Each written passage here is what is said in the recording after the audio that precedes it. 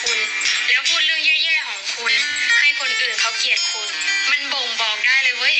ว่าเขากำลังขาดความสุขมิหนำซ้ำเขายังประจานนิสัยแย่ๆของตัวเองให้คนอื่นรู้คนประเภทเนี้ยจะใช้ชีวิตวนอยู่ที่เดิมและวิจารณ์ชีวิตของคนอื่นแทนที่จะจัดการชีวิตตัวเองน่าสมเพชการที่คนคนหนึ่งอคติกับคุณแล้วพูดเรื่องแย่ๆของคุณให้คนอื่นเขาเกลียดคุณมันบ่งบอกได้เลยเว้ยว่าเขากำลังขาดความสุขมิหนำซ้ำเขายังประจานนิสัยแย่ๆของตัวเองให้คนอื่นรู้คนประเภทเนี้ยจะใช้ชีวิตวนอยู่ที่เดิมและวิจารณ์ชีวิตของคนอื่นแทนที่จะจัดการชีวิตตัวเอง